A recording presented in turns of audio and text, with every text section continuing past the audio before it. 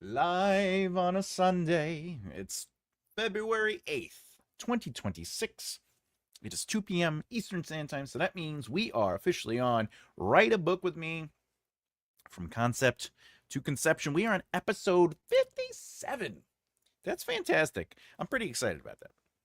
Concept. I don't know about you, but that means that we've been doing this for 56 episodes. This is our 57th one.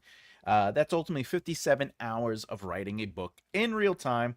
And if you don't know, then you got to know. So we're going to really, whoops, I got to get into the screen, share the screen. Boom. For anyone who doesn't know, who's just joining us, we have been working on the Thomas J. Bellezza writing process. If you don't know, this is just how I write. All right. I'm not saying this is the only way or the right way for everyone. This is just the way that works best for me. And over the last 56 episodes, we've gone through the first 9 steps. 9 steps. I mean, that's pretty fantastic. That's pretty fantastic. Ciao, bello, Emma. Ciao, Bella. Bella. Bella donna. What's up, beard? Nothing much, just hanging out with Tommaso. Hey, SB! Yeah. So, for all those joining us for the first time or have never even explained or understood what's going on and you're taking a little peek see, this is what we do. So if you go back to the beginning of the series, you'll see that we brainstormed, we did some character arcs, we did some short form outlining, which, by the way, I used the 27 plot point outline. If you don't know what that is, it's also known as the 27 chapter outline that I have kind of adjusted and changed for my own needs, especially as a screenwriter slash novelist. And then we extended it.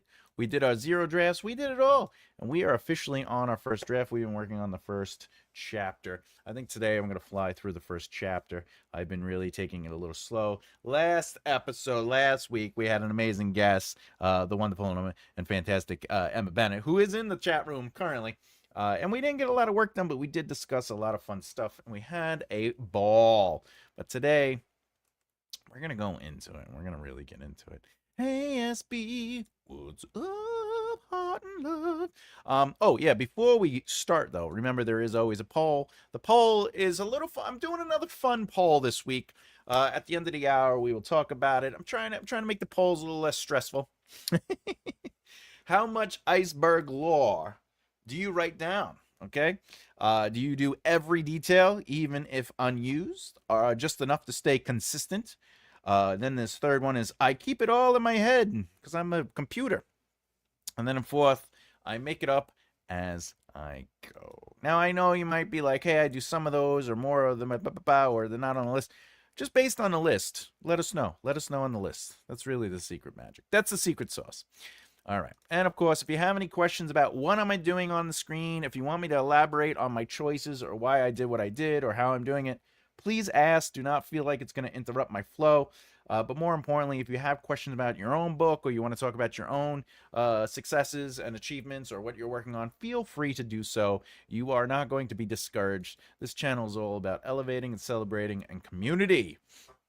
What's iceberg law? So iceberg law is you're setting up the dense world, the law of the world, the history and everything that makes up your world underneath the surface of the water, but you then allow just the iceberg tip to pop out while you're writing. A lot of times what authors do is they spend a lot of time building that underwater iceberg, and then they'll let the tip kind of point out. So iceberg is just a loose term of just saying all that work to only show 10 or 15%, which is the goal. You don't want to overdo the reader experience by being like, look, this is everything I've created. So that's usually what that means. Hey, Hannah, just came in, been fixing my blurb for my story. You finished your book? Are you saying you finished your book and you're on the blurb? Let's give you a little round of applause there. Fantastic. Hey, Laura, welcome. I bet you get more writing written this week. I hope so. The goal is I'm going to do 800 words, maybe 1,000. Let's see what happens. Better Laura, better Laura. Hi, Hannah. Welcome back, by the way, Laura. We really appreciate the support. The iceberg. I never got it because I added only what was needed and let the characters tell the story. That's a fantastic choice. You and I are in the same boat for that. Hannah, congratulations. Oh, wait. No, not yet. But thank you for the applause. Hey, we look, where are we celebrating? Hi, Mallows. Oh, by the way, some random bot wants to promote us. Okay, let's get into it. We're gonna start the writing. All right. People message me on Instagram. All right. Okay, so again, this is my first draft. A couple things. The first page or two, I would say these first 2 pages are more like cleaned up first draft stuff. I don't recommend this. We're going to go back into the, hey, Emma. We're going to go back into just getting the words out, which, as you can see, it becomes more dialogue heavy than it becomes descriptors. There's a lot more notes involved. I'm just sort of like getting through it. Your first draft is not meant to be all pretty, and it's not meant to be perfect. I'm not trying to make this look great for everybody out there because it is a first draft. I just want to get the vibe and the feel. Again, I'm trying to learn what the computer's personality is. Yes, it's sci-fi, so the computer has a personality. I'm trying to understand who Laura is as a character on the page. First chapter already? Yeah. I mean, I should technically be on the third chapter by now. I've been playing. All right. So let me just read what I just port 7583. The voice scratched.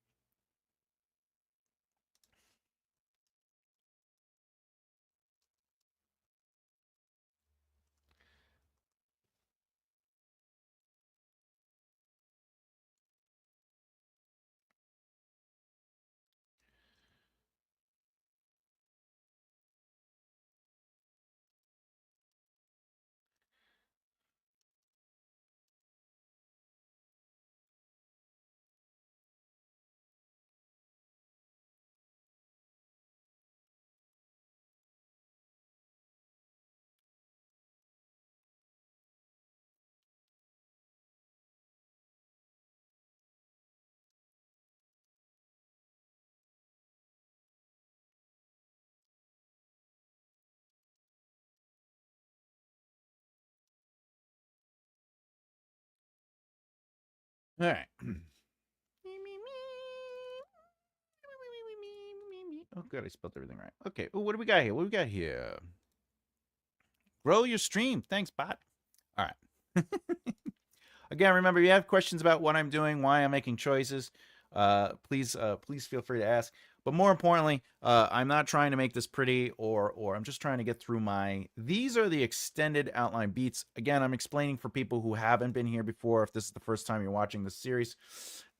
So basically what I'm doing is everything you see me above were originally plot beats that were written out in an extended outline. And every time I get to one, I just kind of take it out. I rip it out, right?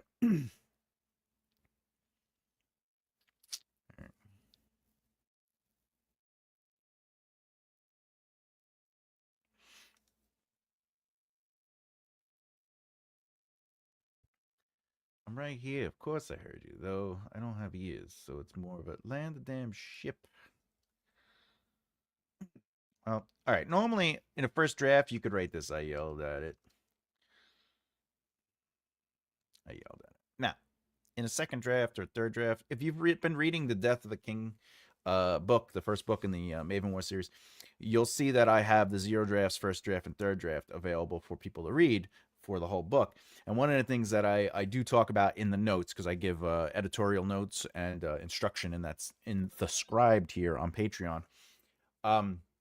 I do talk about how I basically get rid of like 90% of my dialogue tags, and I'll either get rid of them completely, or I'll just replace it with an action beat. Especially because this is repetitive. We know that she's yelling, "Land the damn ship!" There's exclamation mark. But if you're writing your first draft, just for emotional truth and consistency, it's okay to get that "I yelled at her," or "he said," "she said," or "Donovan said," or whatever. Just write whatever you got to write just to get through the first verse. Talking about music. Just the first draft. Please, for the love of God, you do not have to worry about does this look good or not. Just get it out because it'll help you in the long run.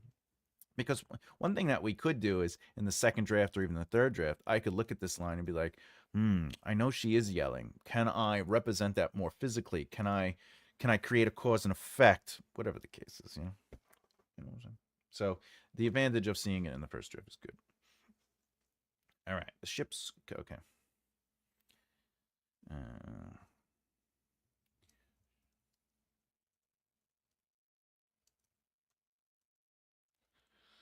um,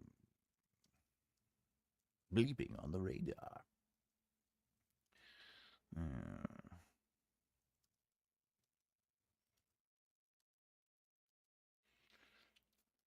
reaching me. All right.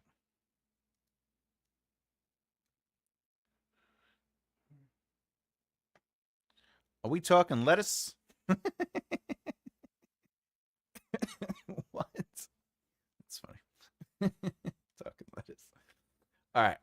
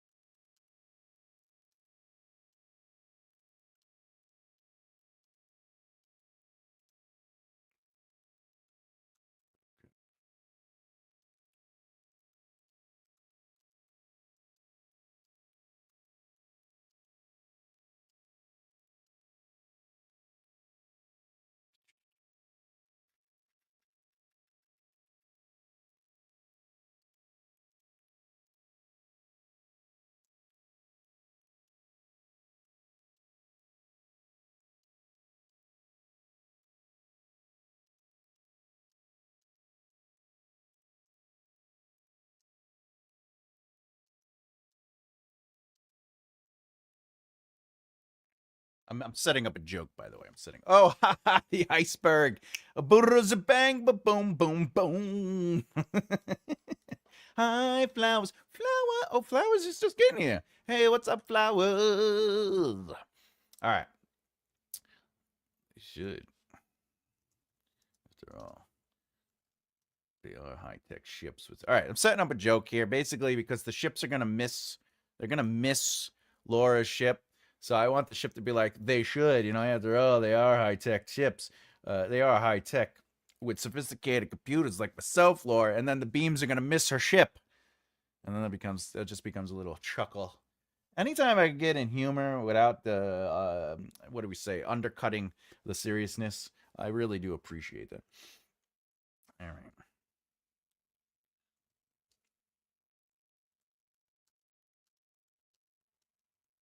Is it the front of a ship is a bow, right? The front of a, I guess, plane is called a. I think it's called a bow, right? Oh, the nose. Oh, yellow. Two yellow rays shot from the nose, the noses of their ships. Two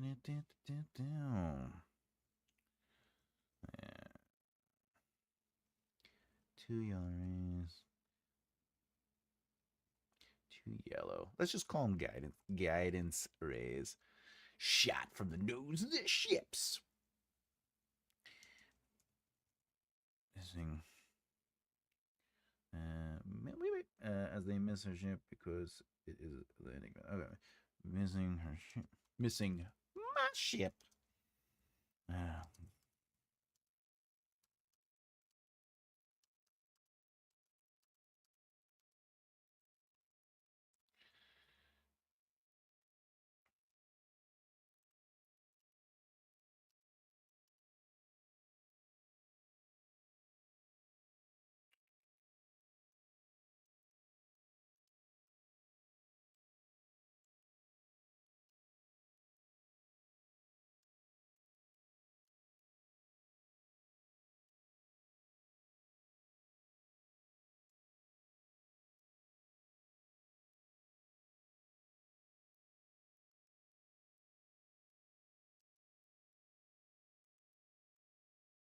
all right.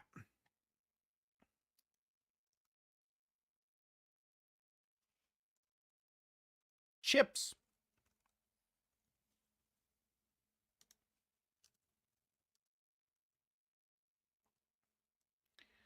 Crackle. Ship's crackle.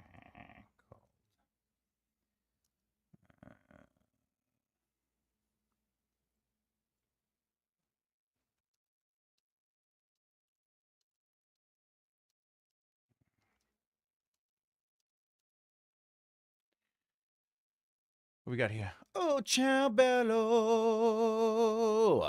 I've been watching Night of the... Don't give anything away, Afghani. I still got to watch it. I'm waiting for the series to be popped up.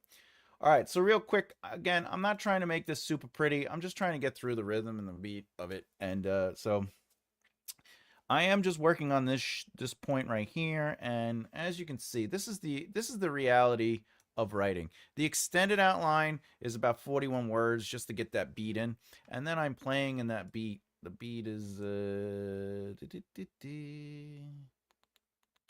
right. This is the beat. So 97 words it took me to get this sort of in there. Ships flying a shit's gang, uploading the gang, helping the ship get in, bringing it to 91. Oh.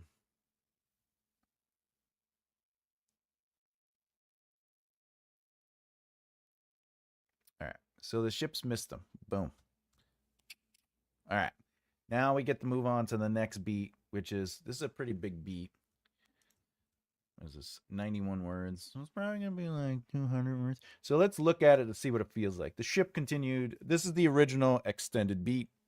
The ship continued to fly down, falling, its body leveling out with the help of the computer, indicating the pressure. All right, so all this is fun. I can kind of write that out. Laura, yes, yes, computer. All right, we're going to crash if we don't find another location. Have you ever thought of softening the blow when you say stuff, Laura? What? We have a chance to land where they said, but if you want to keep the ship in good condition, you might land sooner rather than later. Better? Sorry. Look, if you can't giggle at your own stupid jokes when you see them, like what's the point of writing? And for anyone out there, I'm done with the soda almost. I'm just trying to get it out. All right. So stupid. Hey, Laura. Who doesn't like a chippy computer? You know what I'm saying? When the more attitude the computer has, the better. All right.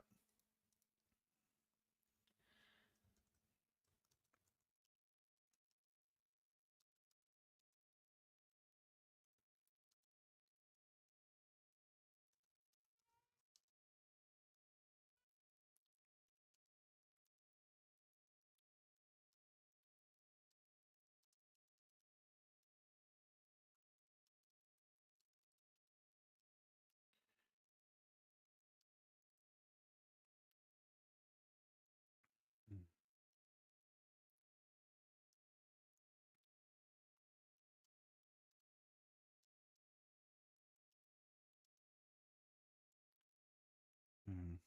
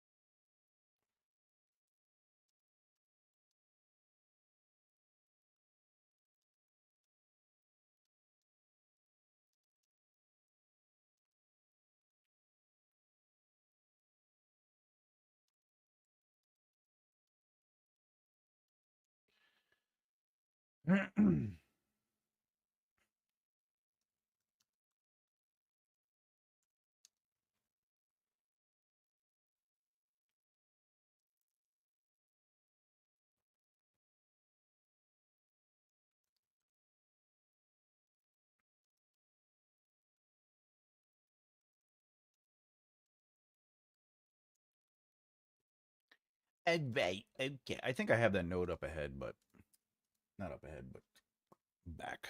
Back in the place. Again, if you're watching or you're jumping on for the first time and you're wondering what's going on, I'm writing a book from basically concept to completion.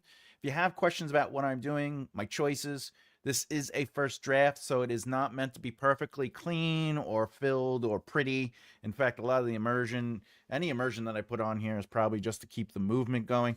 But if you have questions about the process or your writing in general, please ask me. I am a developmental editor and a writing teacher. Also, if you're watching this on after it's been live, we are live every Saturday and Sunday, 2 p.m. Eastern Standard Time. Feel free to leave comment questions. I answer every question. I answer every question. Do something, computer. All right.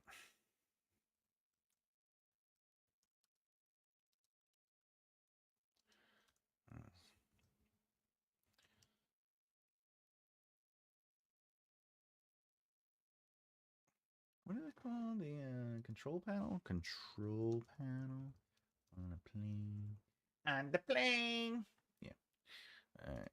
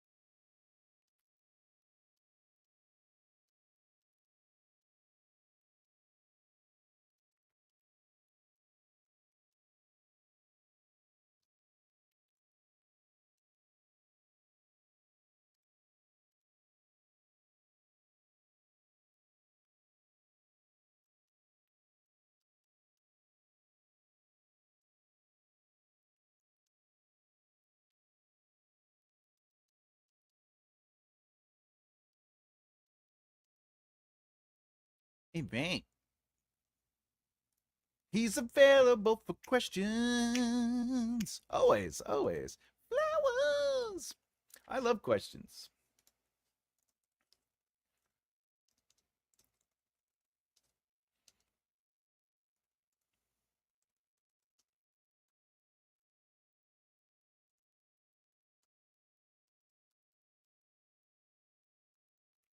Hey, man.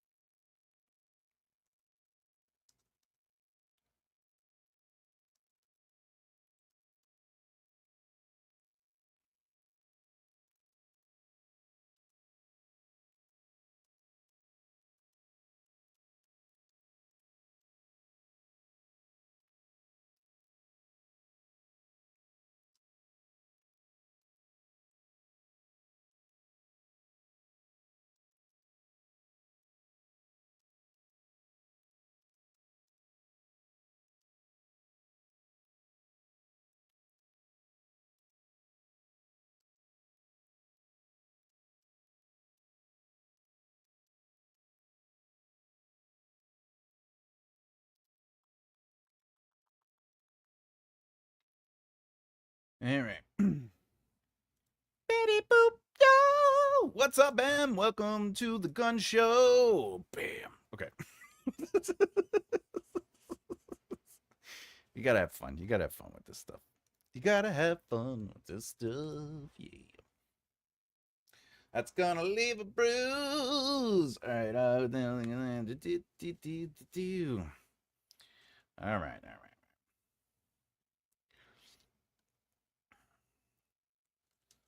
Jeez.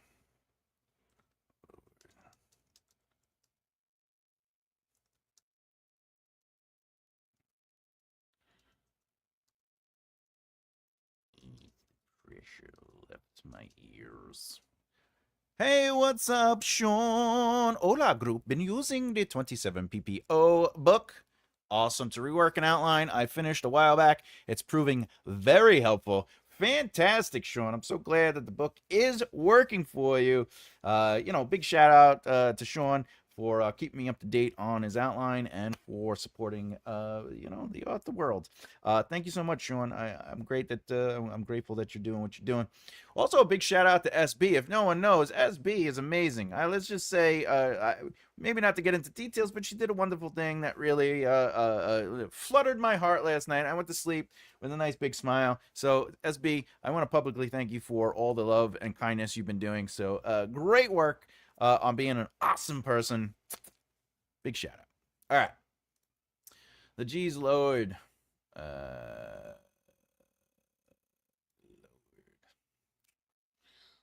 the leveling of the ship. I could think straight again as the pressure. Choo! Choo! I don't know if you could hear it, but two's going a little crazy over the panel. All right. Okay. Spelling explosion of lights on the panel. All right. All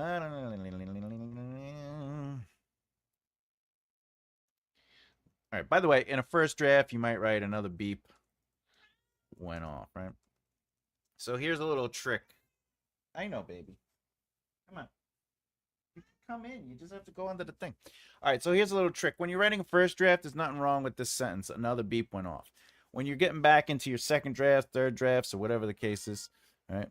Lasagna. Num, num, num, num, num, num. Please enjoy your lasagna flowers. So where I was is, in a first draft, another beep went off. That's completely fine. In the second draft, let's say I describe it. So another beep went off. Another beep went off. I'm just gonna write out what it might look like in a first draft. So the heat, the meters.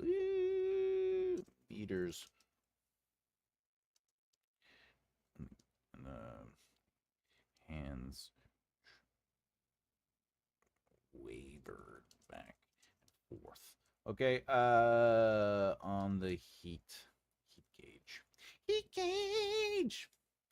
All right, so in a second draft, if you're going back through it, you don't need another, right? But also the beep went off, right? You could just say,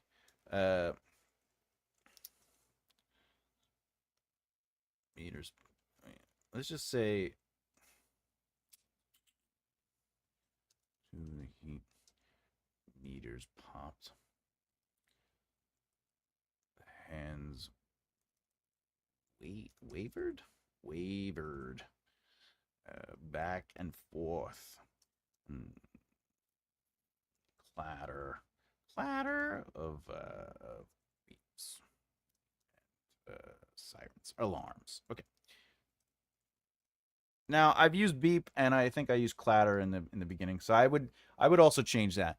But if you notice, what I did was I took away, like, we don't have to say another, right? Hey, what's up, bro? You know what I'm saying? But then what you're noticing is, in a second draft or a third draft or whatever, the way I looked at the line is I gave it more movement. I gave it a little bit. I allowed it to kind of follow a cause and effect. And it's less of this is happening, this is happening, this is happening, this is happening. But in a first draft, please do not worry about that. Do not worry if it's reading like he did this, he did that, or she did this, she did that, right? Don't worry about that in a first draft. Really, what you're trying to do, again, in a first draft is get through it and make sure that it makes sense and that things are indeed happening. But you do have to do the work. The more you do this and the more you put into it, you're going to start getting these natural beats to it. There are certain scenes, certain types of scenes that when I write, they feel more like a first draft than a zero draft when I'm done with it, even if I'm writing them out in this style. And the reason is because there's certain emotions and certain scenes that I've done a lot of them and I feel comfortable with them. But there are other scenes, not so much. But more importantly, remember, this is sci-fi. I'm working with a spaceship. There's electronics that I'm not really familiar with. I'm not really comfortable with the sounds. So when I get to the second draft, what am I going to do? I'm going to do research. I'm going to lean into the descriptors. I'm going to figure out what kind of gauges would tell certain gauge. Like, I know there is a heat meter, but like, I don't know what the hell. I don't know what it looks like. Blah, blah, blah, right? So the real secret here is ultimately like just get through the scene. Who cares if it's accurate, right? Because when you get to your second draft, your third draft, or even your fourth draft, that is when you're supposed to do the work, and that's where the research comes in. I'll probably watch videos on spaceships, maybe planes. I'll watch interviews with aviators, and I'll start getting the lingo. And that lingo I will dumb down, but I will also keep some of the more specific lingo in there. For example, I'm writing the noir. I have a lot of family in the police department and also firemen. You know, so a lot of the terminology, a lot of the things I know, but I still have to double check them. I'll text them, email them, or I'll just look it up, and if it clicks with what I remember, that's a good sign, right? So there are certain things I'm gonna write that I have a little bit more familiarity with, so that's also good, and that's gonna happen for you too. But again, let's say you're writing about medieval times, or the medieval time, the Western culture versus maybe the Northern culture, or maybe like the Asian culture because you're writing in Earth, or maybe you're making up a completely different world and you want to touch on more like the Roman Empire, right? Like the stylistic technology of the Roman Empire. What I would recommend in your first draft, if you don't really know a lot about the technology or that they all shared a stick, if you know what that is, you know what that is. Uh, they're lined up on the latrines, the stone latrines. Um, just write out the ideas, and then when you get to go back, you get to play with it. There are a couple things that I'm not necessarily completely familiar with medieval England or medieval, Germany or medieval whatever, right? So when I'm writing sort of in that time period with the epic fantasy, even though it is not Earth, it's my own world, there are certain things I want to relate to the common mind, like what we know of the world, right? So I'll look that up. And what that does is it really elevates and expands the emotional immersion. So that's why it's important to get a lot of details as correct as possible, but not in your first draft. You just got to get through your first draft. So that's just something to think about. I am a high angel. Everyone's high, high, high, high. Okay. I had another creative writing meeting and shared the 27. I sold a copy. It technically sold itself, really, but it's good, so everybody should buy a copy. Thank you. Yes, that is what I was praising as before. I was look. I wasn't shocked by the kindness and love and the compassion, but I was overwhelmed with joy that you read it, you bought it, and you're finding comfort in sharing that book for me. And that's the humble part of my existence, is that when I see that kind of kindness, it touches me. It touches me. You know how I am, So thank you so much for that, SB. Thumbs up for SB. Love to everybody. Yeah. Do do do do do do do do do do do do. Oh. Do, do, do, do. Everybody remember that love is every do. All right, all right. Let's get to this. Let's see how many words we did in a half hour. Let's see. Port, port, port. Do, do, do, do, do.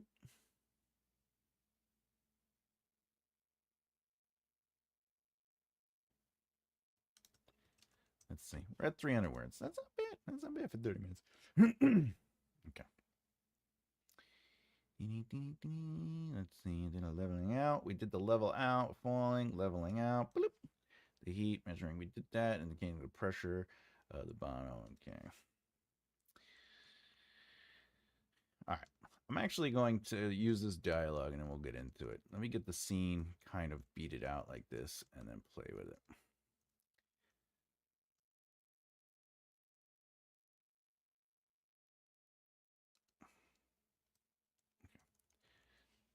So this is another thing I do when I'm doing I take the extended outline and I just load it up into the queue of where I'm writing, and then I start playing with it a little bit. So the hands wave it back and forth.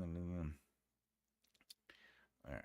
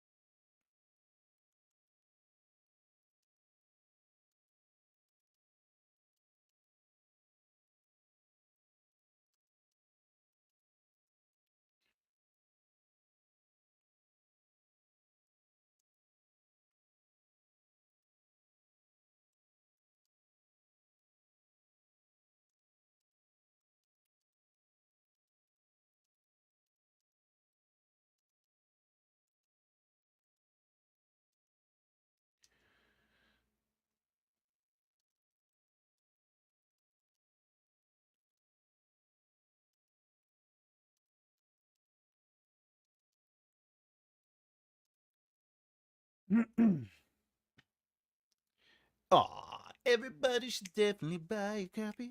I did. I look. Hey. If you got the money and the support and the love, and you want a book that not only teaches you narrative, it explains narrative. It's not just you should outline. The book is definitely not you should outline. The book is, if you're going to outline, here's a way to look at it. If you're going to pants, here's a way to understand narrative and what kind of emotional truth you're trying to put into certain beats within a full narrative. Thank you, Emma. You're lovely.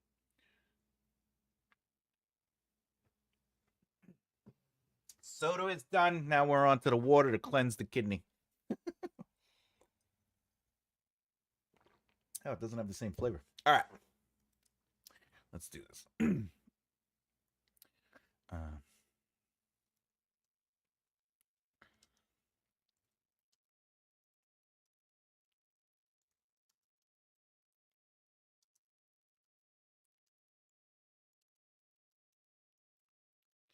thank you.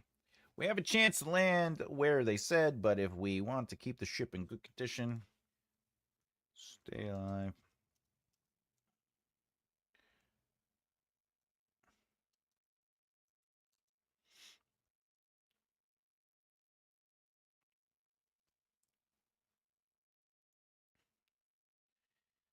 Ah. So, as you know, the original beat was where is it? The original beat was this. All right, and it said Laura, then it said yes computer, then it says we're going to crash, blah blah blah. And then it's have you ever thought of being nice? And then she basically Laura and what? And then it's just the dialogue, right? And I cleaned up the dialogue. So what did I do? I added a little bit of movement and I showed urgency, and that Laura is basically dealing with the situation of the H2O for the win. H2O for the win. All right. And the reason I'm doing this in the first draft is obviously I want to try to get like the blocking down for what I am framing in the shot. But if you notice, I'm also doing a couple things. I'm explaining I'm explaining sort of like the look of the ship, the cockpit. I'm just explaining that there's a door behind her. I'm explaining little elements, but instead of describing the ship, this is, I know this is a first draft, but one of the things to think about as a writer, as an author, especially if you're a newer author, when it comes to description, to maintain forward momentum, I'm sure you hear people say this all the time, including myself, to maintain forward momentum, the real secret is through character choice and experience. And what does that mean? It means there's a difference between a character walking into a room and then saying, there are two windows and a couch sitting there, or if you're doing it in first person, I entered the room and the first thing that hit me was the long rug underneath the main dining table, right, that sat left of a fireplace. In reality, that is sort of like a stop the narrative and describe the room. But having the character walk into the room and maybe the way their feet clack off the tile or rug, right? Shift on the rug. Maybe the lighting, right? Maybe they have to they covered their eyes to one of the larger windows of the room. Maybe you could talk about the change in temperature, because if there's a fireplace, is it crickling and crackling? They stepped in. Oh, the orange warmth the heat of the fireplace really changed whatever, as they're entering. You could even create the emotional thing. I haven't been in this room in 5 years, but the warmth of the orange warmth of the fire was a lie, or orange fire misled me, right? Instead of saying was a lie, misled me. Okay, and as I enter the room, my eyes had not seen in the last 5 years. The coldness of conversation that sat at this table, sat at this long oak table given to my father, when he married my mother, right? And then maybe you start mentioning the length, because the length is about Neither one, no one could sit on the end except for him, and us kids had to be us three kids spread out amongst 8 chairs. Made us feel so apart back then. Like now the character's sort of like talking about the emotional experience, but it's still now we're describing the room by the way they're walking in it, how the fire is affecting them, how the table's description is actually part of the emotional truth of the character. You don't have to do that all the time. Sometimes you could just be like, they entered the living room. They couldn't choose between the fluffy couch or the recliner, right? But it's still through character choice and experience because they couldn't choose between the couch and the recliner. Now we know there's a couch and recliner. So the real rules in first when you're doing your first draft, if you just kind of describe the room, that's fine. Like if I wanted to, I could technically the cockpit had a long panel of lights and buttons, 2 levers. Okay, one stuck in forward position. The 2 chairs sat about a leg's length from the panel. All right, and not that it's needed. So the computer handled. All right, this in a final draft, I would probably, for me, I would say, hey, there is a better way to do that. Sorry, I haven't been in. I am so Hannah Hart. I'm so sorry that you're upset. Look, I'm always sending love and light to everybody, and remember, this is a public forum and chat. So I'm sorry that you're upset. Just be aware. Certain things. Remember, everyone could see it. Everyone could see it. Water for the author. That's right. So this is something I would flag, not because it is quote unquote bad, right?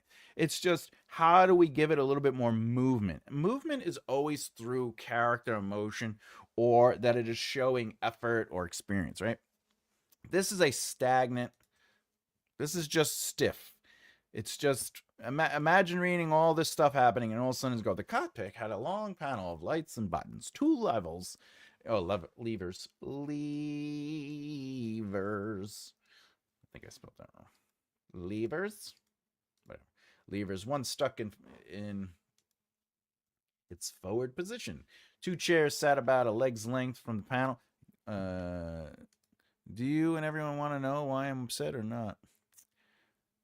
We always want to know about our friends. I'm just saying. This is saves for prosperity. So but yeah. Go ahead. Share away. So the whole point of this exercise that I'm showing right now is ultimately, if this is what you write in a first draft, do it. There's nothing wrong with a first draft, but when you come back to it, try to think about how do I describe this element. And I kind of did that up there where I was like the lights went across left to right, etc., etc. Like I gave it quote unquote movement. It was how the character was experiencing it. We already had one lever and it kind of broke and she fell back in her chair earlier. And then, of course, so far we only know there's one chair. But the point is, I also am showing how the computer is ultimately, she keeps telling the computer to do stuff. So the computer is ultimately there to operate the ship. The pilot is there to sort of be a secondary. But at the end of the day, that is what your goal is with the first draft. Is if you want to describe stuff, do it. But then go back and seed it through the character's movement. I'm actually going to delete that because I don't really want that. All right. Oh, look, we're at the end. Laura shook her head, pressing to change the wings.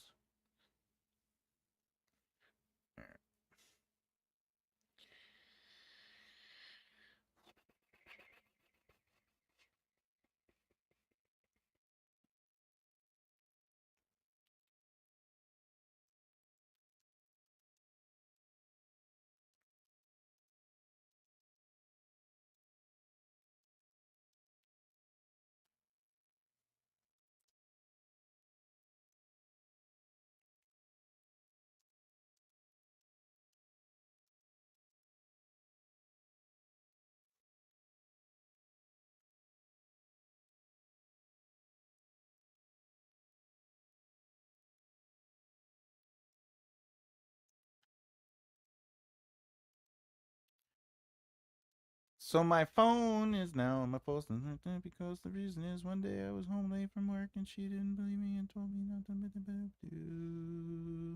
do.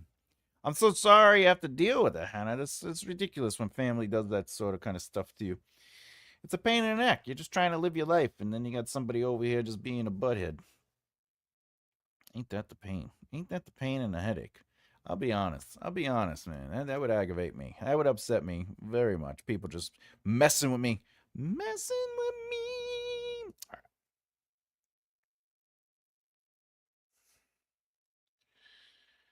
All right.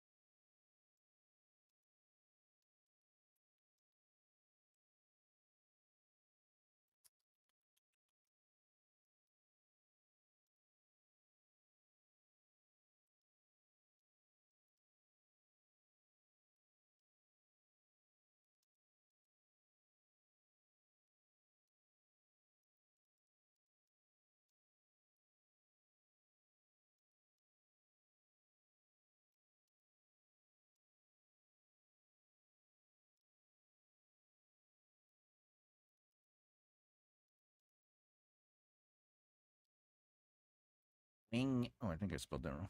Wing angle? Angels? Angels? Angles.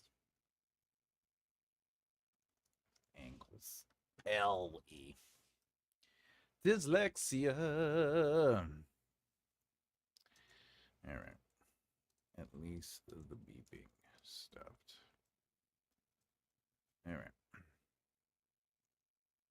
I'm gonna bring this up. We'll do it again. We'll get some. We'll get. Okay, the computer cleared its proverbial throat. All right, sit back. Let me take it from here. Captain. All right, Laura, let go of the. Oh. Laura.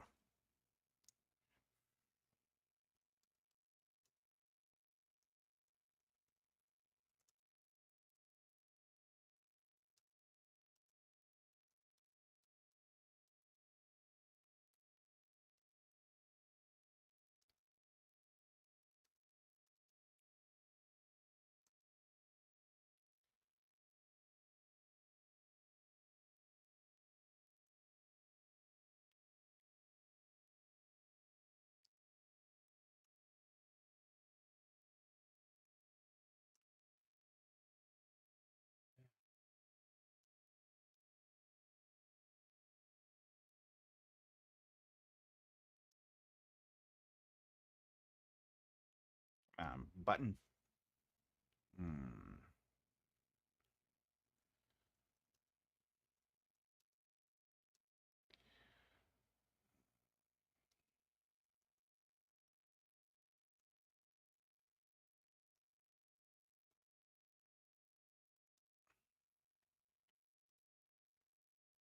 All right.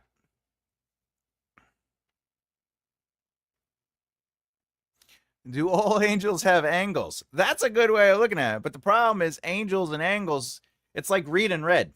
I know read and read are the same word, but like with my dyslexia, some words just are words, they just don't like I can spell there, and I can do your and your occasionally. But like angels and angles, but also my mother's name was Angela, so that is it's technically a word for angels, right? So sometimes I'm like, how do I spell my mother's name? Angela, right? So it's ELA. And then that's sort of like how I connect it too sometimes. But I just have the computer next to me. So I just looked up Angels in the Outfield, the movie. I am. I'm trying to work on my story and watch this while I lay down in front of my laptop. I have no room to put it. I know that feeling. I know that feeling. Sometimes you just gotta relax. Just relax when you're watching. Hi, Emma. Oh my. Oh my to-do list. On my to-do list. Emma, sorry to hear about your phone situation, Hannah. Peace be on you, though. The situation will change before long. Absolutely. Roll with his love. All right, again, this is a first draft. I would absolutely change the way this feels, this sentence. This, my shoulder, my stomach. I spelled that wrong. Stomach. My PC is Gal. Really, Gallon. Which is an anagram of angel. Oh, yeah, look at that. Which is good because he ends up as one. Oh, MC. By the way, this is how dyslexia works. I believe I said it too out loud, but my PC, I read MC as PC, as in personal computer. So I thought you named your computer Gal, but really Gallon. The rest I understood. Then I finished the sentence and I looked back and it said MC. And now my entire experience of rating or comment has changed. Just saying. I feel I said PC. I do feel I said PC. All right. So anyway, this again is not supposed to be fancy. I'm just trying to get through the first draft. Hey, what's up, Ghoul Hungers? Hi guys, just came from work. I hope I didn't miss all the fun. You didn't miss all the fun, just some of the fun. He even makes a Planet of Apes joke. Ah, those damn dirty apes. That's awesome. The movie's great. I like in that movie. I don't know if it's the first one. I think it's the first one where Charlton Heston actually kisses the ape. And it was like a big controversy. All right. Let's do this. And let's get the last passage in. So the ship landed on a field. All right. So the way I'm going to do this, I'm just going to let this go here. Laura bounced. Oh, yeah, we gotta make it in past tense. Around. I would get rid of around, bounced. In the snug. Snug. Sure. Anyway, and the ship complained. All right, so a couple things here about the fuel flight, and you need to fix. Okay.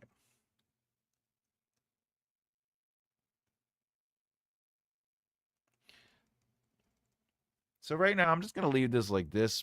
But when I come back for the second draft, I will absolutely add not only the land, the ship landed on a field. I would add that. I'm actually going to put a note here. Show.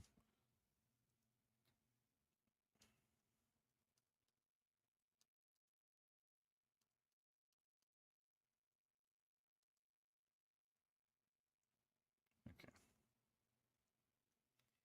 Amy. It's just I know what it's going to be, so I don't really need to write the details right now. Bounds in his chair. All right.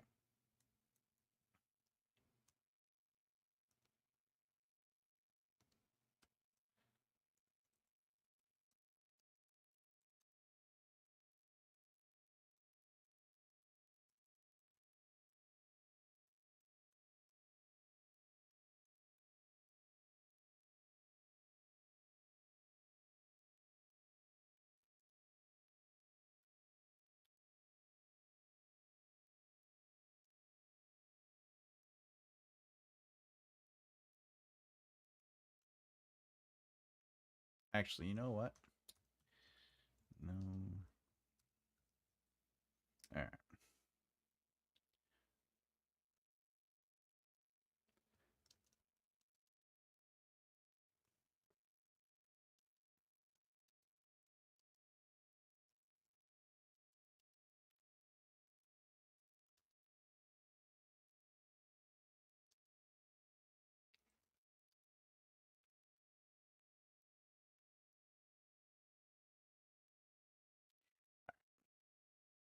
Okay, here.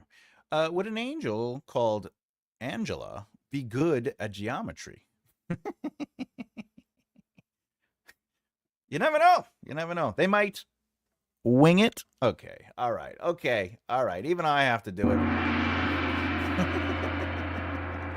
Take your paws off me, you damn dirty apes. All right, so let's. Oh, hey, it's Rich, everybody. Welcome to the show. That's obtuse. You keep using this word. I don't think it means what you think it means. All right, so let's see what we did in an hour. Let's go back up to the top.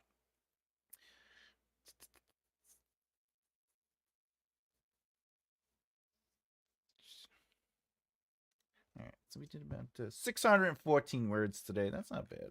This first scene, I don't have my chart out, but so this first scene is 2,100 words. All right, so Richard. Hi, ghoul hunter. I prefer perpendicular. All right, so we're going to stop here, but I just want to talk something through for everybody. Oh, Emma. What is your opinion on overrunning? Let me get back to that, Ghoul Hunter. That's a great question. Let me get back to that. I just want to get my thought out. All right. So, looking at this as a first draft, we are at 2,100 words. I truly believe after I go through and add the immersion and maybe a little bit more internal thought, maybe work on this crash. I definitely want to go into this crash a little bit at the end. I believe it's going to be much longer than that. So, what does that mean? It means that chapter 1 is now going to be broken up into a second chapter. I would probably, looking at this, I think I'm going to end up having to break it up into 2 more chapters. So, I'm going to leave that note for myself. This next scene needs to be to its own chapter, as well as the next scene. Break this first chapter into 2 chapters. All right, 3 chapters. 3 chapters. Now, why did I make that choice? Right off the bat, I know that there's nothing wrong with a 5,000 word chapter if the chapter itself is cohesive, makes sense, there's movement, etc., etc. But in this situation, okay, especially because it's a first draft, I'm at almost 2,200 words for that first big scene. But pacing wise, what is happening in the first scene that if I added a second scene, it would destroy the first scene? It's because there's too much physicality going on. It's high, it's tense, there's urgency. So you let that the last beat of that chapter is going to be them crash landing into the field. So now by having another chapter, instead of jumping right into the next scene, even with a hard chapter break, you're allowing the reader to either choose to go, all right, I need to keep going, that was intense, or let me give it a break, I need to take that in. Or, more importantly, what making a new chapter does is it resets the reader's brain. So they have officially seen the beginning, middle, and end of a chapter. It had a setup for context, a conflict or challenge, which obviously is the landing and a couple other things, and of course the resolution. They did land. So now we get to set up a new context, a new challenge, a new resolution by making a new chapter, and that helps with the pacing. All right, so with that said, let's get to the question. This was a great question. What is your opinion on over editing? I mean, you can write a perfect paragraph and leave it be, but sometimes you aren't sure no matter how long you are playing with it. I love this question. This answer is strictly based on what I do. Everybody is different. Because I do short form outline, extended outline, then I do a 0 draft, first draft, second, third, and sometimes a 4th draft, I actually don't worry about the over editing. I don't edit while I write. I know some people do, and there's nothing wrong with that. But how I look at it is I'm always adding and elevating in each draft. So every draft I have has a purpose. In fact, if we look at my setup, my first draft is all about writing out the prose. So everything I do, the purpose is to just get the words out. I don't care about how clean it is. I don't even care normally about all the words. I'll put some thought into the movement of things. My second draft is where I'm going to add more immersion, which means in the first draft, if I have immersion, great. But the second draft is where I'm adding more immersion and I'm cleaning up the rhythm and the movement of the scenes. My third draft is really, I don't have it written here, but the third draft is really where I hunker down. And that's where I'm doing like my soft line editing. It's for me. This is where I'm making choices as a line editor for my own work as the author. That's really the big deal because I wanted to get ready for the big read. The big read is basically where I'm hoping that there are almost zero notes because I already did 15 steps of writing by this point. So by then, it's basically worked itself out, and then I trust in the line edit and copy edit process. So as far as the over editing, I've never been a fan of over editing. I normally don't go into that because I allow every step of the game to sort of be a stage in editing, if that makes sense. I hope that helped. I hope that helped. All right. Why does Emma have a blue cube? Because she is an authority. She has the ability to adjust and change and do some other things. She's a powerhouse. It's more complex. It's more complex. Ro, I'm sorry. I don't. Can you tell me what that's in reference to? I'm sorry. Hi, Emma. Don't know how to take the name. Oh, tag. Tag the name. You do an asterisk. I mean the at symbol. At symbol. It means she's a god. She is a god. Perfect, Thomas, for villains. Oh, protects Thomas from villains. That's funny. Accurate. If you're on a laptop, just type an at and then start typing the name. You can do the same on a phone, but the laptop will bring up the name when you start typing. Sexy. I'm totally Thomas's tiny bodyguard. You definitely are. Don't mess with Emma. She is a powerhouse, a fierce woman and author. All right. Thank you. Hey! All right. Does the pay you for ankle biting protection? I do pay her for the ankle biting protection. Though sometimes I look down, it's her biting my ankle. And I'm like, what are you doing? And she's like, oh, I thought you dropped pizza on your ankle. And I'm like, well, all right, that's a fair mistake. Does this make sense if the fragments of wings are starting to piece back together? Raverick?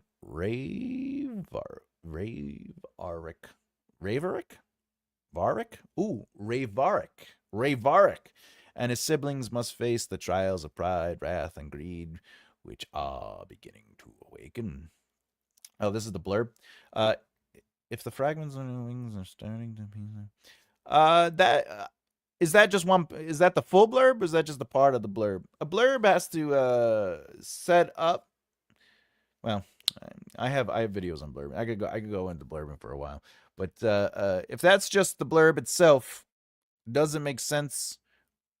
Yeah, what you wrote makes sense if the fragments of the wings are starting to piece together. Siblings must face the trials of wrath, which are beginning to awake. Yeah, that all makes sense. Everything makes sense. And so the trials have only just begun. This is the ending of my blurb. Oh, it's the ending, the very ending. Yeah, that all makes sense. There are benefits. There are benefits to being my guard. I don't know if we could talk about them. All right. Readers get exhausted by long chapters. I disagree, Richard. I disagree. Readers technically get exhausted when there is no resolution, when tension is not resolving. That is the exhaustion.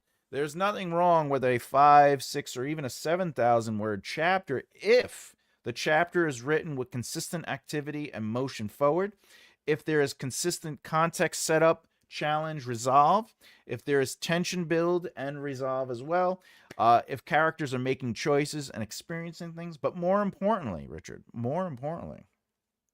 engagement. Engagement will draw and pull a reader through a length of chapter that by numbers alone might seem like, ugh, that's a lot. But strong engagement does a lot of work when it comes to that. There's a thing called fast read. So when you write with logical narrative movement, which I talk about often on the channel, logical narrative movement helps make the brain not think and extended ideas. So they're not trying to put things together. It's not chunks or clumps or dumps, exposition dumps. And therefore, if the reading is logical and moves each thing to the next beat, it becomes a fast read. So it turns 5,000, 6,000, or 7,000 words into a quick read. So there you go. So I do not agree that readers get exhausted by long chapters. Readers get exhausted by the lack of everything I basically said. All right. So by the way, to go back to this, the same thing can happen with a short chapter. If a short chapter of 1,000 words or even 2,000 words is just tons of exposition dump, tons of description, tons of details, right? Information, but nothing is happening. There's no engagement. There's no tension. There's no choices. That too can be very exhausting. So it's not necessarily the length of the chapter. It is how you're using the chapter. But don't go OTT and do James Patterson's L3. Well, that's fair. But again, there's nothing wrong with that. You can have, by the way, for anyone who's listening, you can have a chapter that is literally a word. You can have a chapter that's a sentence. You can have a chapter that's a paragraph. Remember, the way you use your chapters and the way you use your structure and design is your author's voice and how you are dictating the experience of the story. There's a really fun so if you've ever the movie what's it called? Silent Place? What's the movie where like if they make noise the aliens come down and what is it? Can't make noise or aliens attack you. I think it's a Silent Place. Oh, Quiet Place. The script for A Quiet Place broke tradition when it came to format, right? Where if you were reading it, it gets to a point where the tension builds by going, the letters start getting shaky. They start making the letters a little shaky because the character's getting tense and scared. And it basically is saying like, they tried to remain quiet. He held his daughter's mouth or son's mouth, whatever. And then you turn the page and before you turn the page, it goes, he had 10 steps to get to safety, and he had to remain quiet or whatever. And you turn the page and it goes 1. Turn the page 2. ... Turn the page again 3. ... And then they didn't get to 10. I'll tell you that much. But that's what you're supposed to be doing as an author. You are not restricted by rules. Your job is to hear the rules, like certain rules, dislike other rules, and then play with it. It's putty for you. You are in a creative medium. It's like someone telling you when you sculpt, you can't use a certain chisel because Michelangelo never used that chisel. Why are you using forks? Well, maybe the fork gives you a certain break or a certain chisel or a certain cut or a certain scratch that you want. Your job as an author is to make choices and have a confidence in those choices, and that's how you develop your author voice. But at the end of the day, you can try things. There's certain things I do in my book, the epic fantasy for Death of a King, where I play with words, and I use words to create tension and rhythm, that kind of, right? It has like that buildup, and it's not a traditional way to write. But I do that because I'm breaking up the reader's rhythm. So have fun and experiment. And I'm not knocking, if you don't want to do it, don't do it. Like if you're not comfortable with James Patterson's style or, that's a completely acceptable choice too. But I assure you, you don't have to limit yourself to what, Emma, she is the boss technically. Emma sets the dose. That's funny. What is it? The beat.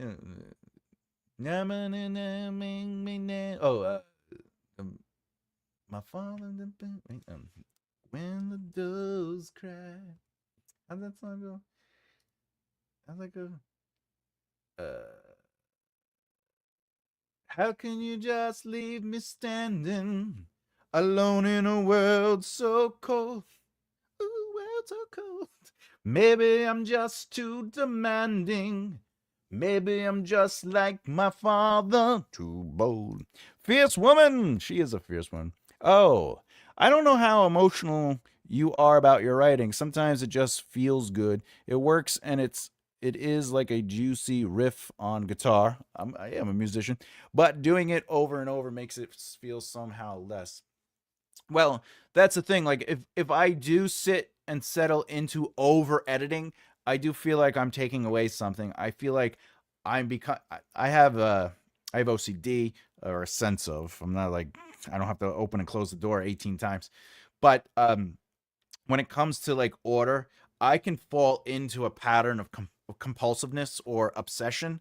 Um, Not to get into a big conversation about it, but something came up about the word prose. I was right on the understanding of prose, but I thought I was using it wrong, and blah, blah, blah, blah. And I went into a 4 or 5 hour deep dive into just reabsorbing everything I could on prose, and I was like, oh, all right, okay, all right. I was it was horrible. So I have to create these steps so I don't go into these obsessions and focus on one word or a sentence, or because I will become useless as a writer and I won't get anything done. That is the only reason I don't do it. I recommend not having two characters with such similar names. Why not? Why not, Richard? Tell me why you feel not having. Is it, and may I add, you're not supposed to use the first letter of the characters because readers will get confused. Well, if that's the case, Game of Thrones, throw it out. Everything about Game of Thrones should be tossed in the garbage. That author is incompetent. I can't believe not only did they use the same letter for a whole bunch of characters, but they used the same exact name for multiple characters within the same timeline. Again, rules are there to have to give you options. Okay, the whole point of rules came from an author saying, I like this, I don't like that. And then somebody said, I like your writing. How do I write? And the author had certain rules that that author liked. And they said, these are the rules of writing to write good, kid. But they weren't talking about the rules they hated because they didn't like those rules. So they didn't want to teach those rules. I'm just saying. Just saying. You ever see that comedian who says we should have a silent letter day where you have to pronounce silent letters? That's funny. Like knife. I see you have a knife, sir. Or if my last name was Peterson, it'd be P as in psoriasis. All right. Okay, pterodactyl. Pterodactyl. That's funny. Very good, very good. Anyone else got any suggestions for words with silent letters? Yeah, knife, knight. All right. I guess some of writing just needs to be just work, planned, professional, polished. But I get my muse from emotional charge. The more I dig in, the more it feels kind of empty. Maybe I'm weird. You're not weird at all, sir. You're not weird at all. Again, just to jump back to over editing, you're allowed to edit all you want. But remember, there is going to be a line editor. There is going to be a copy editor at the end of the process. Really, your goal as a writer is to make sure that everything makes sense, everything connects, there's cause and effect, and you're making choices. The prettiness of it all, that will work itself out as you go through each edit, or rather, each draft. I promise you. Because each draft should be a focus on, you need to focus on a specific thing. You don't have to focus on what I focus on in my drafts, but your first draft, make a choice. What are you trying to focus on? Just the rhythm? Just the beats, just the plot. Then the second draft could be the story elements, the emotional truths of the character. The third draft could be, I want to make sure the internal elements are there. So it's you could do whatever you want. So I recommend finding what works. I have to say, editing is my least favorite writing task, as it's the worst work. See, I don't know. I like the not necessarily editing part, but the exploration, like what are we working on, how are we looking at this, and just approaching the drafts with a new eye. Alas. How about what is it,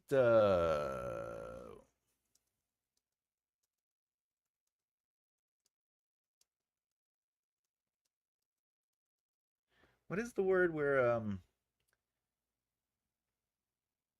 Oh, longevity has one G, but you say G twice. It's longevity. I always found that funny. So is that technically? Well, no, it's not a silent letter. It's an absent letter. I don't know. The best people are weird. Yes, they are. Going back to Ghoul Hungers. Sometimes I over edit the songs I work on. At the time, it sounds cute, but then it sounds filled up with stuff. Yeah, that's true. That is something in the producer room, in the studios. Sometimes artists are like, "Can we add a this and a that?" And like we have to look at them and be like, "Why?" I don't know. It'd be cool if we just had an egg. Egg is the shaky thing. Yeah, but the song is heavy metal. Is the second L in my name silent? The second L? Laura. Laura. Is there no? Is the second L my brain? All right. You're weird. You're weird. All right. Better Laura in the house. Oh my god, that's mean. Whoop whoop. I'm already there. I got it. Thank you, Richard. Yes, weirdos. We are the Nutters. Remember, the Nutters unite. I tried being normal. It's not fun. Being normal is not fun. Fun experiment, I imagine. Yes. Do you want my full book blurb? You could email it to me. You feel free to email it to me. With art, you usually want to go for classics, old the Ninja Turtle names. Nobody wants really to be postmodern. That's funny. Goldenberg. Gotta love Prince. Prince is the man. Prince is the man. Are they twins? They are twins. All right. It's just those names are extremely similar. It doesn't matter. Does not matter, Rich. They could be identical names. You could name your characters Jason and Jason. In fact, you could have a Jason and then Jason with a different spelling. It doesn't matter, man. It's all made up. It's writing. Now you might be saying, but it's not going to sell. That's not true. It's not true. If your book does not sell because you named your character Jason with an S and Jason with a Z, I assure you it has nothing to do with the names. I assure you, more than anything in the world. If you have negative reviews, and the reviews are like, I wanted to love this book, but every time I saw the name Jason and Jason, it killed me. 1 star.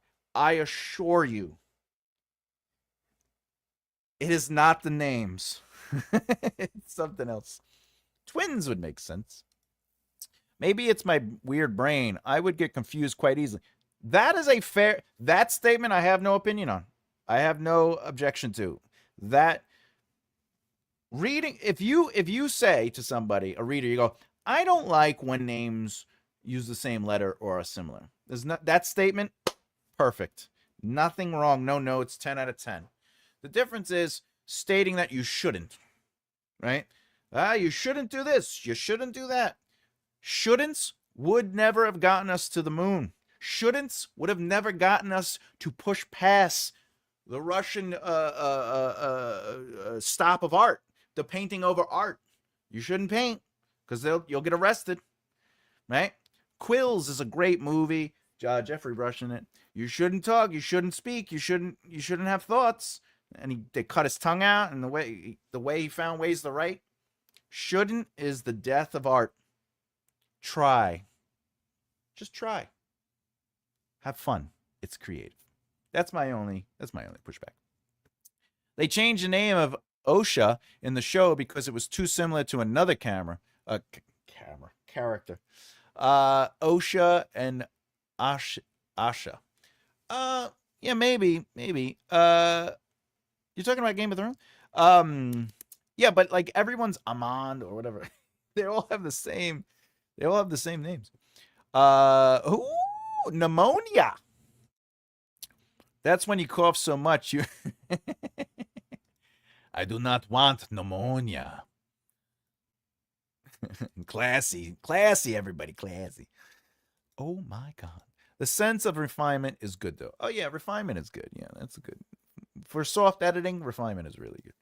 The sense this is getting materially better. Agreed. Medicine is good for poo words. There are a lot of beginning words. I guess that's Should longevity be hyphenated? Longevity. I mean, yeah, I guess if you want to write it that way, but it is longevity, right? Nippa no no no no no no no. We are all weird, and it's beautiful. Dean Wesley Smith basically says at the end of the day, as a writer, you are a storyteller, an artist, and you can write what you want to get your story out. I stand with Dean Wesley Smith on this statement.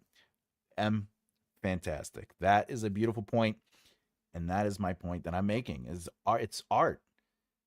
It's like if somebody told you shouldn't use reds with the blues or reds with yellows or the contrasts are weird. It's like, but this is what I wanted to do. Like, I just wanted, like, for example, this is a terrible book cover in my mind, but it also is missing all the rules to book covers. Yet this book sells. Yet this book was written by a guy who makes a living on creating and developing conlangs for different fantasy and other things. But that's the cover. It is. If this book didn't sell because of this cover, it's not the cover's fault. The book cover does not guarantee a sale. It could influence a sale, but there are other factors involved in a book being beloved, a book being sold, a book being chosen. So the idea that there are rules, that's why when I talk about rules and stuff, and like, it's not really that you should or must do these things. It's to understand your rules of writing gives you the tools to break them. And what does breaking mean? It means that how do I want to tell my story, you know? You've always used my cowbell roll. The song can always use more cowbell. Always. Am I missing something?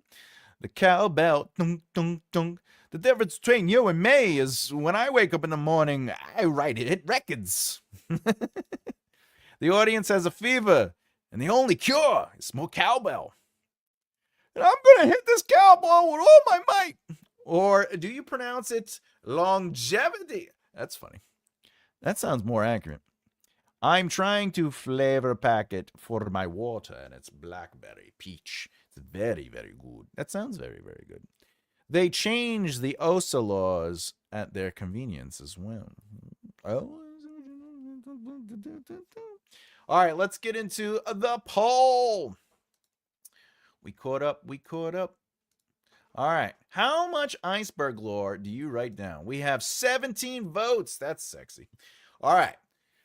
The first one is 12. Oh, we have a tie again. We always have ties. 12% every detail, even if unused. All right. I'll be honest. I'm not a fan of this particular choice. Doesn't mean it's wrong if you choose it. The reason is because I don't want to get bogged down into writing world building and lore and not getting to the book. So every detail possible, even if unused, that could turn into basically doing nothing, you know, because you're just creating these worlds and worlds and worlds, and you're not necessarily writing your stories. 76% on just enough to stay consistent. Just enough to stay consistent. That's also good. That's good. And then we have 12%. I keep it all in my head. Look, some people are computers. And then, of course, 0%, I make it up as I go. You know what's interesting? If I had to pick one on here, I would pick I make it up as I go. And then I make it turn into just enough to stay consistent. So as I make up the rules and create the rules to serve the narrative, I like to then make those, I solidify those rules. Doesn't mean I can't break the rules, though, because, like, in a sense, maybe some of the law is seen by certain cultures or certain areas or certain kingdoms or certain land or regions, and then to others it looks different. For example, there are certain gods that people don't believe in, but they do exist, and other people believe in them. Certain people think, like I have mortal gods, I have gods of Tauren, I have gods of Cathium, I got gods of another, right? So some people only believe that the mortal gods exist, that the god, you know, like they believe the god of the forest is real, but the god of whatever isn't. Um, so you can play with that with lore. So that's why I say always try to serve your narrative with your lore. There are no wrong choices with this, but it's interesting. It's interesting to find that the zero chose. I make it up as I go. Let's end the poll. Great choices though. We had a lot of fun with that one. All right, okay. Song always uses more count of the audience to make. Where am I? Where am I? Looking up Gene Wesley Smith now because we share the same initial. Look at that. None. I keep it in my head. Excellent. There's nothing wrong with that, by the way. Just being a computer is fine. It's fantastic. I like to do a full detail of my story. Is that anything you choose is okay, Hannah? There's nothing wrong with the choices we make as a creator. I personally wouldn't do that because it would create this like what is that? What is the word I'm looking for? I keep trying to find the word where it's like it's just you just stop. You just don't do. You're technically you're not doing anything. You're just creating history and law. What is the word I'm thinking of? Not osmosis. Whatever. Paralysis. World building paralysis, where it's just you're doing a lot of quote unquote work designing this world, but you're not necessarily. So I personally don't like doing it, but it doesn't mean it's wrong. If you like to build worlds and lore and that's like your passion, do it. There's nothing wrong with it. But I like to just kind of what is the general gist of the world, and then I like to dive in and I allow the narrative to sort of dictate the law so I can build on it that way. And also you get to see like because when you not you in general, but like people, writers, like our job is when we're writing is these characters, when we say they become real, it's because their positions, their beliefs become solidified. They're making choices. And the way to maintain consistency is like, well, if they made this choice earlier, they'll have to make a choice that's similar to that choice. They're allowed to change, but you have to earn that change. So if somebody believes that they only drink water, right? And their position is I only drink water because I'm not gonna put poison in my body. It's slop. But then there's no water around and they're stuck and they're like, I'm not gonna drink anything. And it's like day 4 and they're like, I'm so thirsty. And somebody's like, I got this juice. And they're like, no, it's not water. And then they drink the juice because they just have to, right? So they were pushed to their limit, but then they drank it. They're like, wow, this ain't bad. I kind of like this sugar taste. So then their position, their belief will change somewhat, completely, or not at all. If it doesn't change at all, they double down. In this situation, maybe it changed somewhat. They still would prefer water. That's why it's somewhat. But if juice is on the menu, then it's the only thing available. They'll now drink that. So it is important to look at lore that way because characters make choices. They become these living embodiments of these choices, and then the way they look at the world can help kind of mold that lore. So that's something to think about. I write down some details, but it's mostly in my head because it's been there for over 20 years and doesn't want to leave. That's obviously if you have this brain filled with information, that's there's nothing wrong with that. Keep it, maintain it.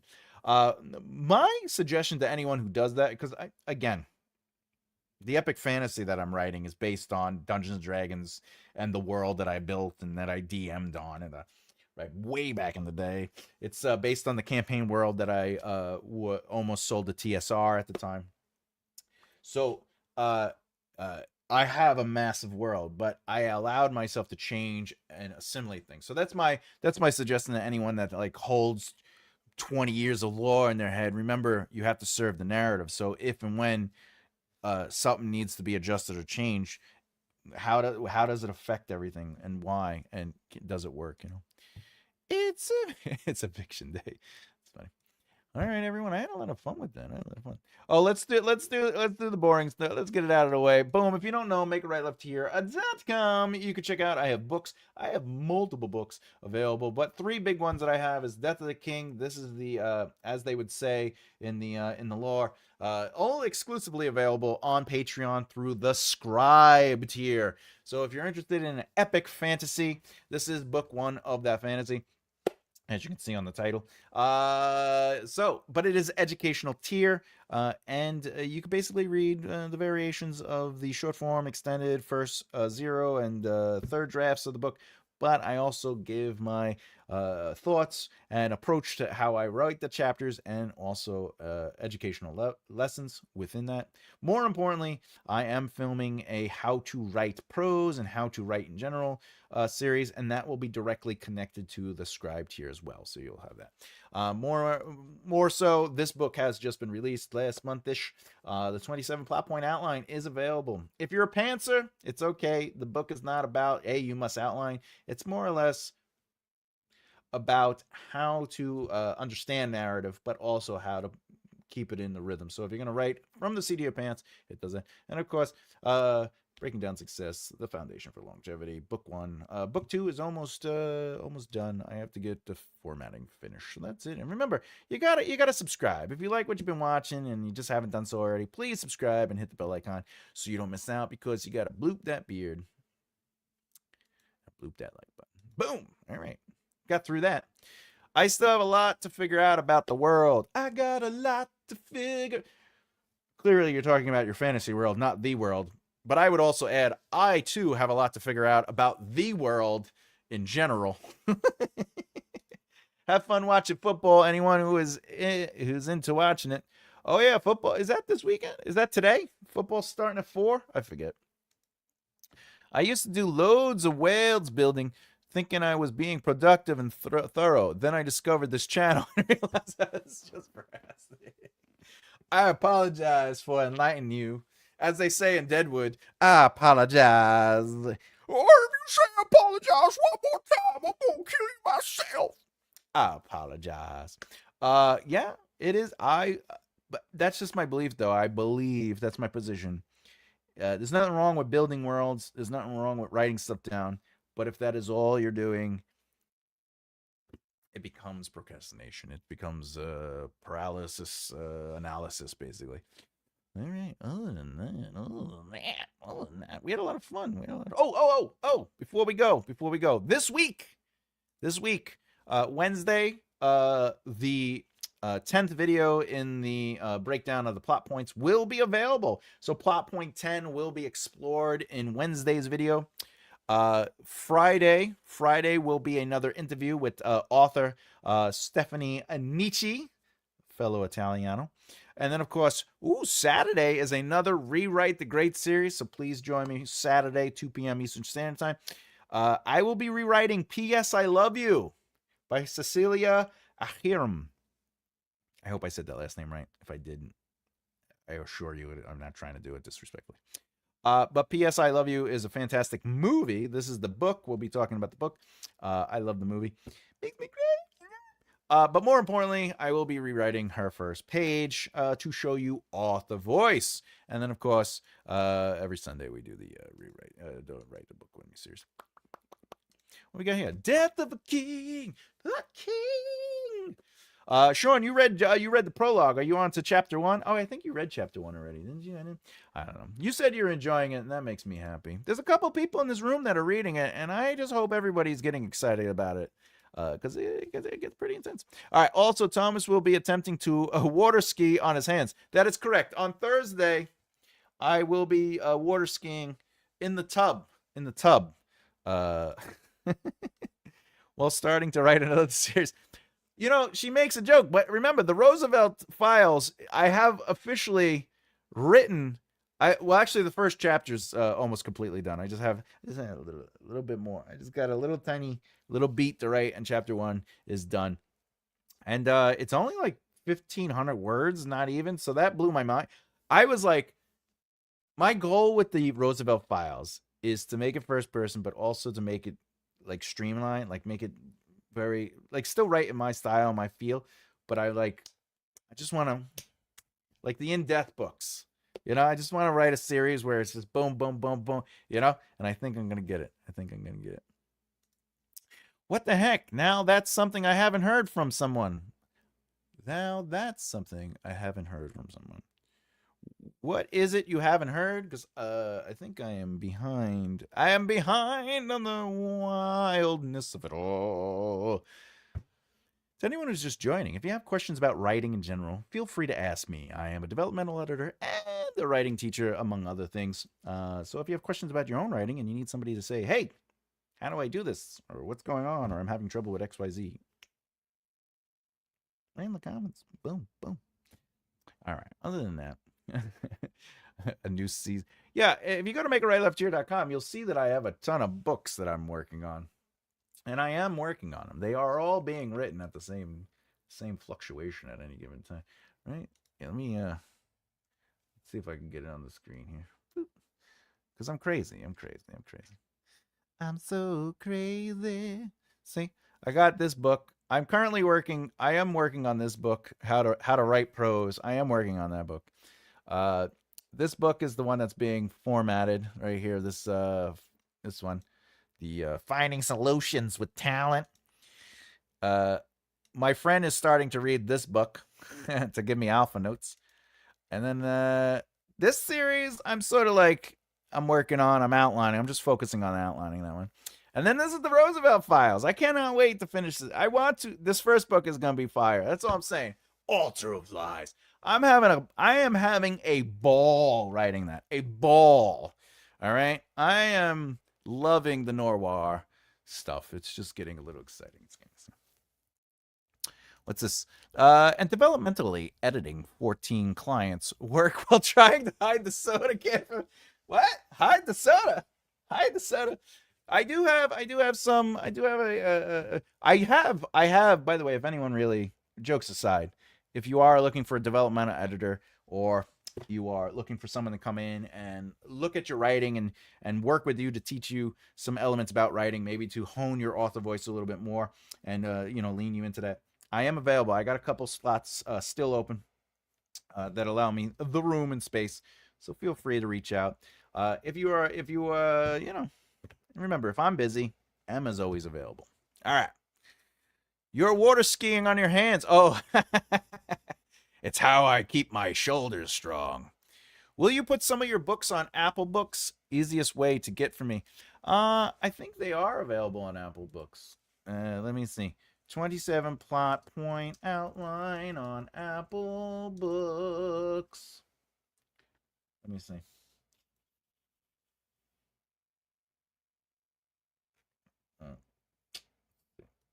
I think I'm there. Apple Books. Wait, is Apple Books just... Oh, it's listening. No, I don't think it's there. Oh, it's not there. I do have... I think... What is it? This Foundation for Longevity. No, that's not on there. One of my books will probably be on there sooner or later. I have the audio version. I just have to get it up. Oh my God, so many books. Yeah, I know. I know. Emma makes very funny jokes about it because she's just like, "Did you write 5 more books?" Look, I'm not putting myself on the same level as Brandon Sanderson, but the way I write, I am able to write a lot, and that's why. I mean, before you know it, the second book in Breaking Down is going to be out soon.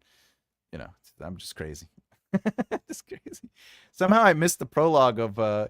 You missed the prologue?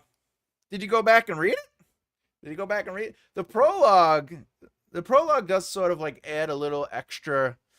how do I say? A little extra saltiness to the way the book reads through Devious's perspective.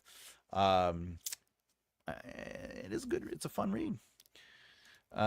So you are making a library to hold... Yes, I have a library to hold the books. Correct. I had no idea the other day. What would you think of someone making a funny commercial? Do it, Ro. Please have fun. Look, as long as you're not making fun of people or making fun of things or, being hurtful or hateful, I'm all for it. Humor is amazing. And if it's silly and it's just you're having fun and it's just playful, do it. Have fun. It would be free advertisement. Look, I'm just grateful that we're friends. You know what I'm saying? And for your kind of support and love, that's awesome. It's awesome, buddy. You're A1 in my book. I have 3 series in mind, different genres Fantastic, Sean. My suggestion to any writer, if you're gonna write more than one book, is if you're an outliner, as I know you are, you know, try to outline the other books. But we've talked about this. I'm a writing block kind of person, and by being very strict to that 30 minutes, 30 minutes, 30 minutes, and 30 minutes, that gives me opportunity to work on 4 books at one time. You know what I'm saying? Because I can do 30 minutes on each book. But it's all what you're up for. I will do that this week. I don't know how I missed it. I mean, it's a read. The prologue is a must. Thanks, Sean. Yeah, sure. Sean read the prologue, and he had a really funny a very kind comment about it. The prologue basically starts off like, "Oh, this is serious," and then it's like, "Oh, this is light," and then "Oh," and then it's "Ah." It's just, you know, the prologue is very like all over the place. Not all over the place, like it's just it builds. It's basically it's a quick short story. How much do you write a day? I don't think about the page or the word count, but I do write a minimum of 2 hours a day. And where do you get the discipline for it? Any tips? Absolutely. So when I started getting paid to write as a screenwriter back in the day, I knew that I had deadlines. And I lived by that. I have to be inspired to write. But when the check cleared, that inspiration sort of filled my fingers up with ideas to write. But I also learned in the industry, a bad first draft doesn't mean never again. It means, great, we have something. Here's notes. So the more I found myself just writing, the more I found myself able to do it, if that makes sense. And I just said, all right, my job is to. So I would set up a clock and I go, as long as I do no more than 2 hours a day in a block, I can stop with that energy in me and going, all right, I'll get back to this tomorrow. But I also didn't burn myself out. One of the things I used to do when I was younger is I would burn myself out. I would just write and write and write in one day. And then I just, ugh. And then the next day I'm like, I don't want to touch this. So then it would take me like a week to get back to it. But because I limit my time to it, I'm always ready and willing, and I have this energy to do it. So that is how I found the discipline for it, the paycheck. But then it turned into, I like this. I like that I can sit down and just get into the story. And outlining, by the way, I'm not telling everyone to outline, but outlining wasn't something I did when I first started, especially in screenwriting. It wasn't until somebody said I wanted to see an outline that I was like, let me see what this is about. And I just outline. Oh, I got my friend, one of the kids I mentor. he was like, I don't outline. And then he outlined, and he's just like, I've never written so fast in my life. And the reason was because he was just writing to these beats. The beats, by the way, that took him no time to write. Like, you could sit down. Like, if I'm really exhausted and I don't want to write, I'll outline or I'll clean up outlines. And it's less brain energy for me. So my tips and tricks for you is start with 30 minutes. If you could write for 30 minutes and stop at the end of 30 minutes, you are creating the habit. As you build a stronger discipline to that, then you can move on to do, say, 45 minutes or an hour. The thing is the discipline to stop, right? But also that discipline to start. I start to write at the same time every day, every night. It's always at night. I just passed a paragraph in my short story. I wrote it sooner instead of the door. I love it. I love it. Woo! Congratulations, my friend. There are other uses for the 27pp book. At the moment, it is supporting my Stanley Cup of Justice. Of juice. That's very funny. So very useful. It is useful, right? Let's see. Look at it. It's like a comfortable. Oh yeah, that is good. That is good. That is pretty good. That's pretty good. So it is kind of similar to workout. The more you lift, the more you're able to do it. Well, yeah, absolutely. So I created the repetitiveness of it. And every single day, 7 days a week, I write. But I don't write to the point where I'm like, oh, I got to spend 4 hours on this. I read at the end of my day. I don't got anything else to do. I got no distractions. I just, I eat, and then after I'm done eating, I relax a little bit, and then I go and I write. So I will, depending on when I eat. Usually, I'll start writing at like 8, and then it's 9, 10, and then I go to, I'm done. Uh, Sometimes I start at 9. It really depends when I eat, because I like to give myself like an hour to digest, and then I get into writing. So it's whatever works for you. Discipline, consistency, and patience, 100%. It is kind of poking fun. Like the guy myself would obviously be reading from my cue card poorly. That's very funny. Think of Ghostbusters. Excellent. That's not really poking fun. That's satire. It's great. Then post reading the book. The guys talks. That's great. I love it. I love it. I want the story done now, so I need to be patient with it. You know, Here's the thing. If you, and by the way, this is just works for me, but if you write 30 minutes a day, right? That will get more done than if you wrote for 5 hours in one day, and then the next day you might write a little bit, but it's like burnout. You're not really in it. It's hard. And then by the end of the week, you're like, I need another week before I can get back to this book. And now you have to like reacclimate to the book. The thing about writing every day, even if it's 30 minutes a day, is that you sit in that world and you're not too far away from it. When I was learning guitar, uh, even if I woke up and I had to go to school, I would pick up the guitar and fiddle with it 5, 10, even 15 minutes. And I would fiddle, not even just exercises, just sort of like whatever. I would just play around. I would touch the instrument. I would, strum it. I just whatever. Uh, that consistency really helped develop me as a musician. Um, and then when I came home, I would play forever. But again, there were days where I'd play the guitar for 4 hours a day practicing, because I was a kid, so I had the freedom. Um, but what I realized was I wasn't learning by being stuck in those 4 hours. I wasn't learning. I was just becoming like I just liked playing. It wasn't until I started like condensing my time, even for music, where I was like, oh, like how do I write a song? All right, I want to work on a song, and then I want to work on a specific thing, and then like as soon as I started like controlling the time, that's when I realized I was getting better at guitar because I wasn't like overdoing it. My tips. Comfort. I write on the sofa. Excellent. With a laptop stand. Perfect. No desk for me. Music without lyrics. YouTube on in the background. That's perfect. That's awesome. For anyone that doesn't know, I actually have 4 monitors, and I write at the desk. And I have a standing monitor. It's like it's up like this instead of landscape, and that's where I write. And then I have my notes here. I got my outline here, and I got my if I got to do research on this side. Anything. I love that Flowers has her setup because anything that helps you get to those words is definitely worth it. Like it improved his capability to read even. I mean, yeah. Yeah. I think I read more. I started reading more when I got into the industry from from reading screenplays and stuff like that to books than I did before I really got heavy into it. And I read more than I read, say, some people are like, I read 8 books this month.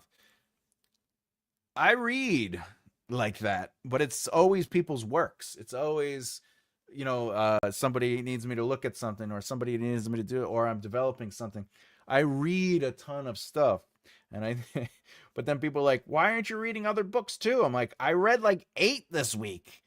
I have like notes and so I love that I get to do that instead of sitting down. I write all day long because I have enough time. As for the week, I'm at work all day till 4:45. I love it. As long as you're having fun, really. That's the secret to a good life. Oh, I like the idea of vertical monitor writing. Yeah, it's funny. There's this show called Designated Survivor. Fantastic first season. I don't recommend watching it beyond the first season. Once you're done with the first season, you could stop. There's a character on that show who writes like that, and I was like, that's interesting. So I set up my monitor like that to see what it was like, and I was like, why have I never done this before? And it's just because you get the whole screen and you can just see the whole page, and it changed the whole way I write. It's so much easier for screenwriting and also for long form narrative. So try it. Please, Laura, let me know. Let me know how it feels when you do it, if you like it or not. Give it like a week of writing though, because like when I first started, it was different because visually my brain was like, "What is this?" But once I got into the vertical, I really liked it a lot. Wow, we're almost at 2 hours. All right, let me get another sip of water. Other than that, I had a lot of fun today, everybody. Thank you so much for sitting and relaxing and getting into the party.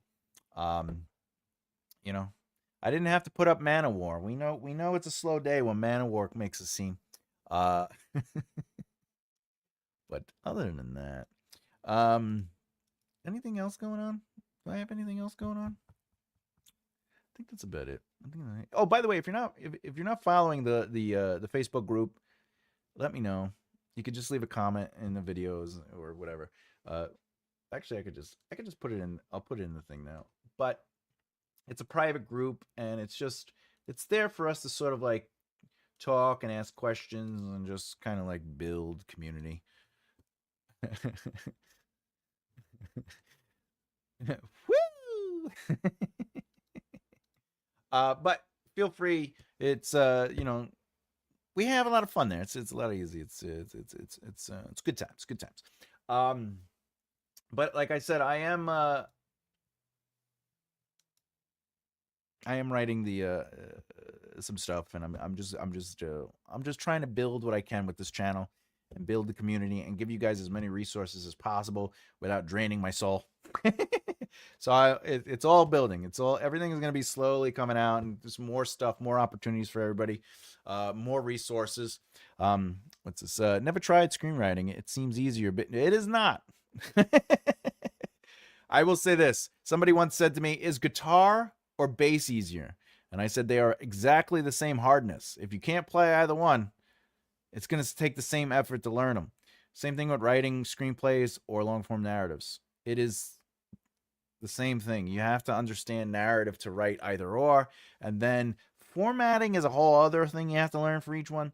But at the end of the day, they are different skills, but they both require the same kind of brain capacity. Wimps and posers, leave the halls, man of war. What was I saying? I was saying something. Oh yeah. If you don't know, on Patreon, if you don't want to do the scribe tier, there are other tiers, the chapter 1 and chapter 2 tiers, that have lots of resources. You could download a bunch of resources, and then there's also helpful tips that pop up that are available on Patreon too for all writers. So there's that too. I think one is $3, one is $5, and also if you're a membership on YouTube, if you join the membership, I do post things for the YouTube as well. But I will say this: if you are on the chapter 2 tier on Patreon, it's the same stuff. You're gonna get the same stuff that you get on the membership for YouTube. So yeah, that's about it.